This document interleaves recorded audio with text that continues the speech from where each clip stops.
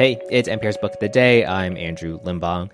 The thoughts and images and memories you have, although they sort of exist in the safety of your brain, they are actually quite vulnerable. We've got two sci-fi-ish books today that are about that vulnerability being exploited. In a bit, author Laila Lalami has a new novel about your dreams being recorded and sold to advertisers. But first, Audrey Lee is an author out with her debut novel, a psychological thriller titled The Mechanics of Memory. It's about a woman who enters a treatment facility for her mental health where she is given a VR headset and, well, it wouldn't be a very good psychological thriller if everything turned out fine and dandy now, would it? Lee talks to Here and Now's Scott Tong after the break. Support for NPR and the following message come from Betterment, the automated investing and savings app. CEO Sarah Levy shares how Betterment utilizes tech tools powered by human advice. Betterment is here to help customers build wealth their way. And we provide powerful technology and complete human support where technology can deliver ease of use and affordability, and the people behind that technology can provide advice and guidance. Learn more at Betterment.com. Investing involves risk. Performance not guaranteed. Pull up a memory for me. Maybe one of your best moments as a kid or the most embarrassing thing that ever happened to you. Easy, right? A memory is a memory is a memory. Well, I'm sure you've heard it's more complicated, that recollections can be manipulated by bias or time or stress, or perhaps by technology. That is a question at the center of the novel The Mechanics of Memory. It's a psychological thriller by Audrey Lee. And here's a clip from the audiobook. This is where the main character is in a mental institution and she is forced to wear a virtual reality headset, pushing a bunch of images at her.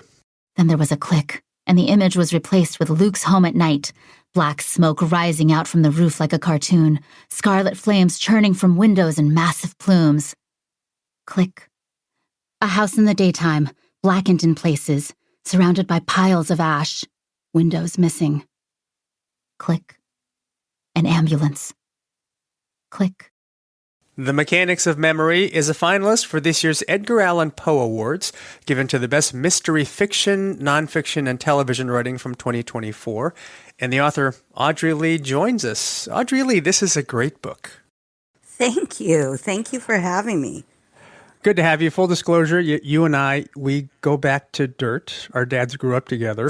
But your mystery novel is up for this year's Edgar Award for Best First Novel. What is the essential mystery here? The essential mystery in this book is, well, there's quite a few. It's multi-layered.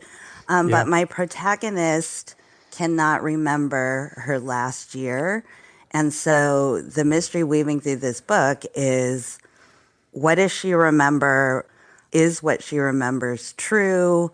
And can she rely on anything she thought was true? Well, let's play a little bit more of the audiobook because it gets at what you're talking about, because it starts with, as you're saying, this, where am I? How did I get here? Right, beginning of the book. And your main character's name is Hope. She finds herself in the psychiatric institution, the Wilder Sanctuary. Way too perfect, right? The place smells too good. Food is way too healthy. Let's take a listen to some more. Burgers at Wilder were, not surprisingly, extremely disappointing. Hope wanted a real cheeseburger, served in a red basket on waxed paper, grease and chili dripping off the sides. The burger on her plate this afternoon was a black bean and quinoa concoction, served with turkey bacon and avocado puree on whole grain buns, kale chips on the side. It was like community theater on a plate, passable in content, but slightly tragic in execution. Slightly tragic in execution. No shade to community theater. Yeah, none taken. Wilder Sanctuary, as you describe, it's too perfect. But how does Hope start to discover what's going on behind the curtain? So at Wilder, Hope is participating in these questionable treatments, including with VR, but all kinds of treatments turned on end. And as she participates, she starts to remember pieces of her life, but she's also told things that she isn't sure is true. So as she progresses through the VR, she begins to get some clues that maybe what she's being told isn't reality. Yeah. And then there are a bunch of other characters with her who are are they kind of in the same situation as Hope, going through the same, I think I'm discovering something process? So the Wilder Sanctuary has two groups of people. One group is full of A-list celebrities who are detoxing for various reasons, as A-list celebrities might do. But there's a whole other group, and they call themselves the Wilder Weirdos. And that's who Hope befriends. And they're all in there for various different ailments and mental health issues, but they all sort of share in common that they can't remember parts of their lives. We're talking to Audrey Lee, the author of the psychological thriller novel, The Mechanics of Memory.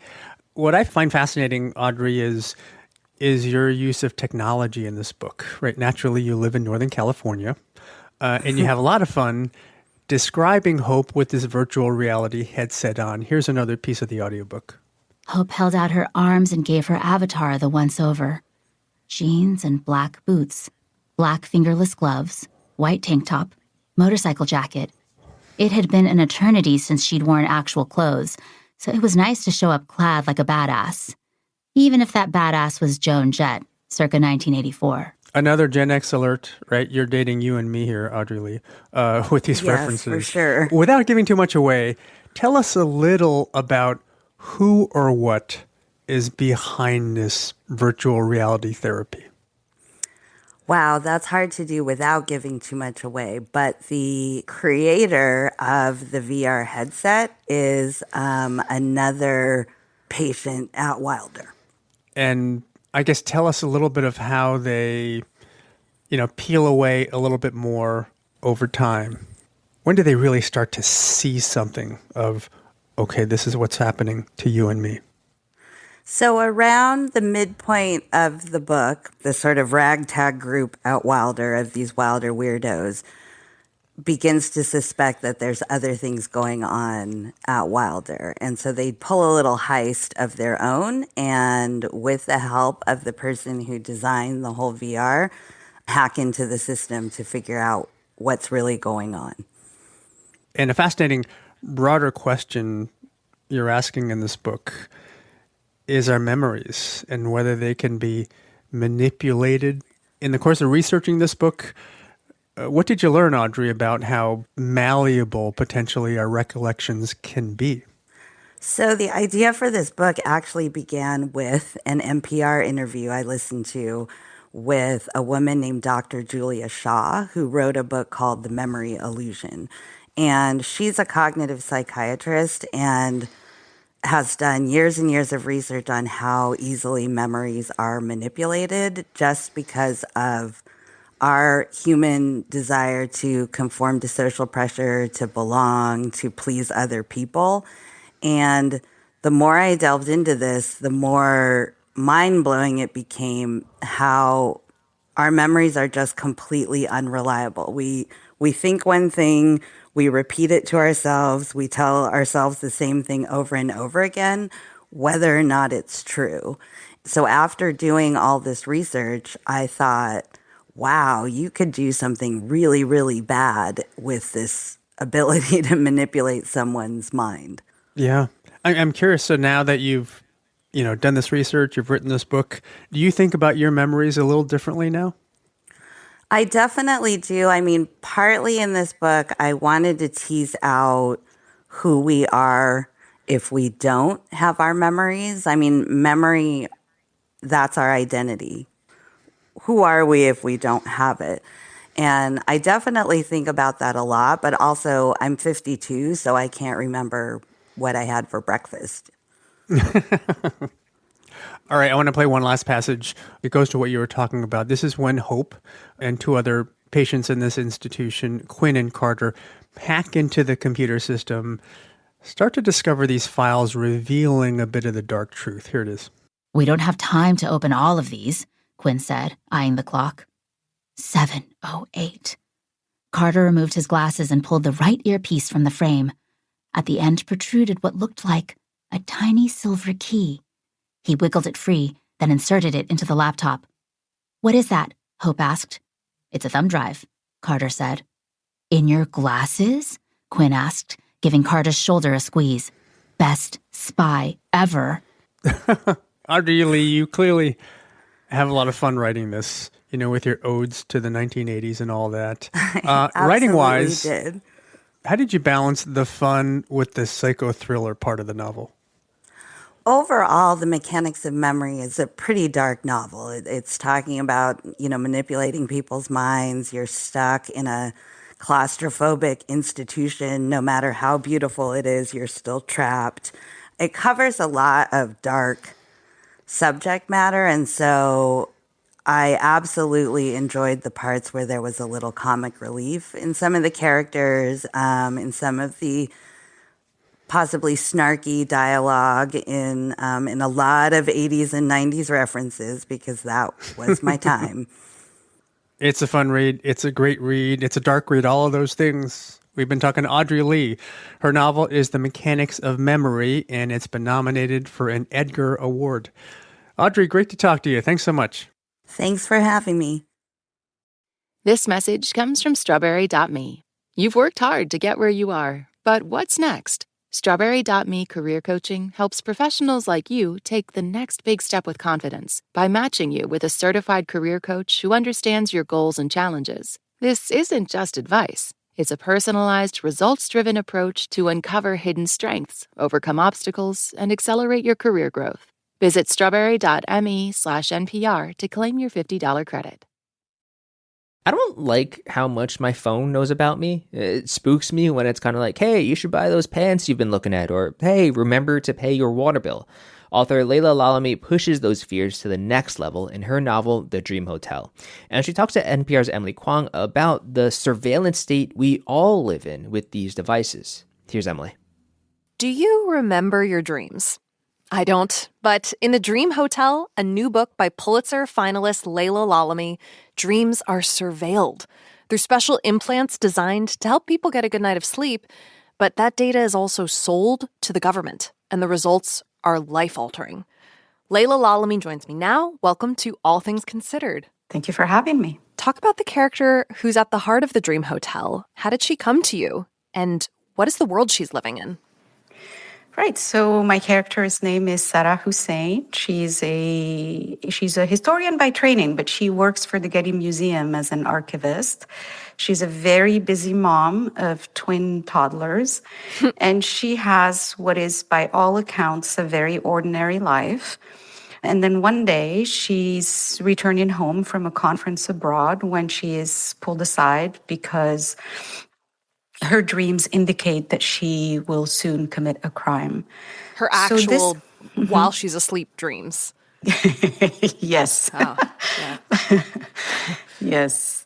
And so the character came to me a few years ago. I had written a version of this book that took place in a tech company, and it wasn't going anywhere. But then one day I had this idea of this woman stepping out of her room, having this implant that gets checked by this mysterious attendant to make sure she hasn't tampered with it. And I kind of just followed that character page by page and got to know her a little bit, got to know her relationship with her family, with her husband, with her children, the kind of life she had, and how everything sort of unravels through this encounter with agents from the Risk Assessment Administration. Yeah. So it was great fun to kind of get to follow her as she comes face to face with the surveillance state.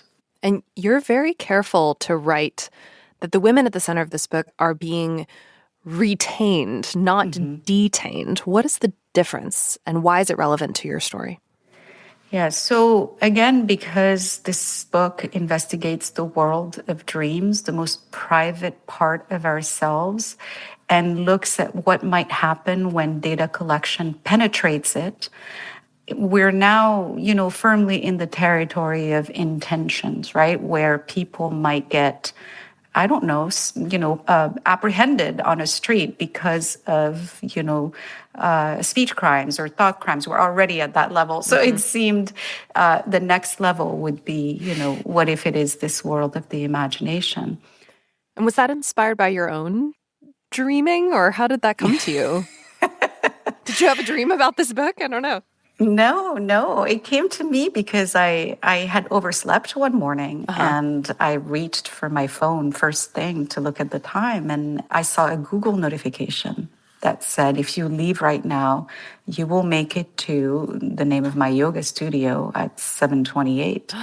And I had never told, obviously Google what day of the week or what time of day, or even that I went to yoga, but obviously the company had followed my movements and learned my habits. And so I was understandably disturbed by that. I think by design, surveillance technology is meant to be invisible. Yes, we know that our devices collect data about us, but all of that data collection is meant to be seamless and invisible. And that Google notification was kind of a moment where the curtains parted and I got a glimpse of just how granular the data that they collect can be. And I remember I turned to my husband and I said, pretty soon the only privacy any of us will have left will be in our dreams. And of course, being a novelist, I thought, well, wait, what if someday that actually does happen, that we continue on this trend of using technologies for every single thing that we do? Why not, sleep aids that help you sleep, but also collect data about you in your sleep? So there's just this bit of writing from the book that I can't stop thinking about. It's page 306. You write, Sarah, she wants to be free. And what is freedom if not wresting of the self from the gaze of others, including her own? Life is meant to be lived, to be seized for all the beauty and joy to be wrung out of it. It isn't meant to be contained and inventoried for the sake of safety. Now that this book is out in the world, what do you want people to take away from that message? Well, I think what I would want, first of all, is for people to just be moved by this character and her journey from this person who feels herself to be at a remove from the surveillance state to a person who's very much implicated in it and by it.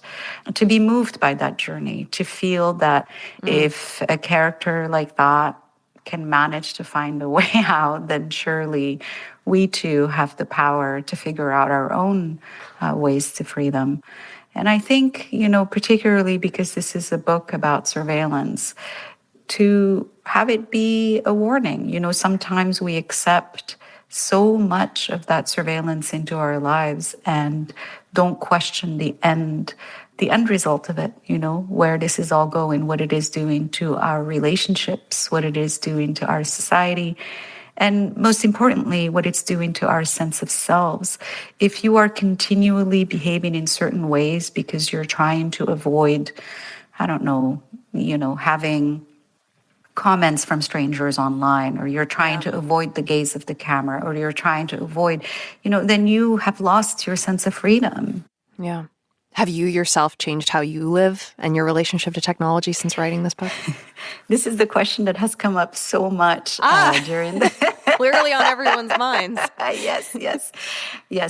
I would say that I have spent the last 10 years thinking about this book. I actually started writing it in 2014. So I've been thinking about technology very carefully over the last 10 years. And it has been very sobering to watch how it has woven itself into every part of our lives. And it is true that I have begun the process of trying to untether myself from as many of these apps as possible. So I've been on a journey to kind of remove, I take it as a challenge. I try to live with as few of them as possible. But also my new thing that I've begun doing is to try to reduce the amount of time I spend online at all, to decrease it. Life is meant to be lived offline. Well, I've enjoyed talking to you through good old-fashioned conversation. Yes. Thank you so much for coming on the show. Laila Lalami, Dream Hotel is available now wherever books are sold. Thank you so much for having me. That's it for this week on NPR's Book of the Day. If you want more, you can sign up for our newsletter at npr.org/newsletter/books. I'm Andrew Limbong. The podcast is produced by Chloe Weiner and edited by Megan Sullivan. This message comes from Warby Parker. If you wear glasses, you know how hard it is to find the perfect pair. But step into a Warby Parker store and you'll see it doesn't have to be. Find a Warby Parker store near you at warbyparker.com/retail. This message comes from Bombas. Socks, underwear, and T-shirts are the top 3 requested clothing items by people experiencing homelessness. Bombas makes all 3 and donates 1 item for every item purchased. Go to bombas.com/NPR and use code NPR for 20% off. This message comes from Warby Parker. What makes a great pair of glasses? At Warby Parker, it's all the invisible extras without the extra cost, like free adjustments for life. Find your pair at warbyparker.com or visit one of their hundreds of stores around the country.